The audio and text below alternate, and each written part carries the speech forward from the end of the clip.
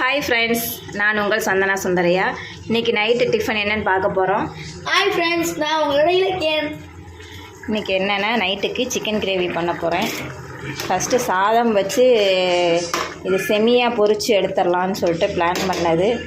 இப்போ பிளான் மாறிடுச்சு. பூரி போட போகிறோம். இது தண்ணி ஹீட் பண்ணுறதுக்காக வச்சுருக்கேன்.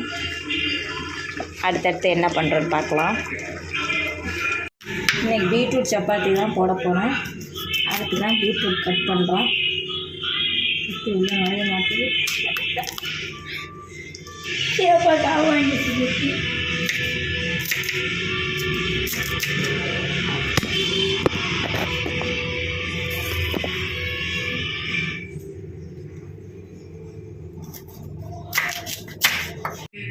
பீட்ரூட் கட் பண்ணியாச்சு. இப்போ அரைச்சிடலாம். அடித்தாச்சு, ஜூஸ் எடுத்தாச்சு. அதுக்கு மாவு போட்டு பிணையணும். இலக்கியம் தொடாத. மாவு பிணைஞ்சி முடிச்சாச்சு. சும்மா ரஃப்பாக உருட்டி வச்சுருக்கேன். இப்போதைக்கு நல்லா பீட்ரூட்டில் பூரி போட்டால் நல்லா மாவு அந்த பிணைஞ்சாலே மாவு நல்லா சாஃப்டாக இருக்குது. பார்க்க ரொம்ப கலர்ஃபுல்லாக இருக்குல்ல. பூரி போட்டால் இன்னும் கலர்ஃபுல்லாகவும் இருக்கும், டேஸ்டியாகவும் இருக்கும். போடும்போது பார்க்கலாம். இங்கே பாருங்கள் ஃப்ரெண்ட்ஸ், ஜீரகம் போட்டு தேங்காய் சீலை அரைக்க சொன்னதுக்கு பெருஞ்சீரகம் இன்னும் இதை விட 1 மடங்கு இருந்துச்சு. அதை அள்ளியாச்சு. இதை இப்போ தான் அள்ளிக்கிட்டு இருக்கோம். ஜீரகம் எது பெருஞ்சீரகம் எதுன்னு தெரியலை.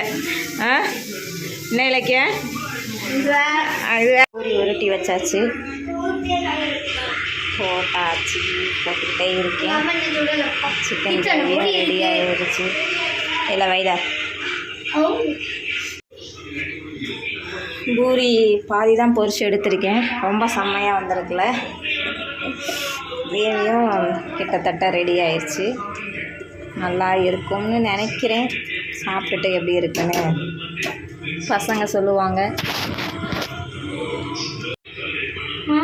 எங்கள் பாப்பா அம்மிக்கல் பண்ணியிருக்கா. இப்போ இதையும் போட்டு பொரிச்சிடலாம். இதை அது இந்த தெரில, அதையும் பறிச்சிடலாம். கருகுது. கருவாம எடுங்கம்மா. வேக வேணாமா?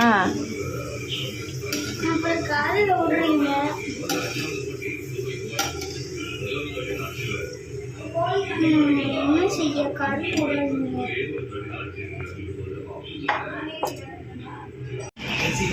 சாப்பாடு ரெடி ஆயிடுச்சு. பசங்க சாப்பிட உட்காந்துட்டாங்க. இலக்கியன், பூரி எப்படி இருக்குது? மீன்குட்டி, ஓ அம்மிக்கல் எப்படி இருக்குது? வெந்திருக்கா?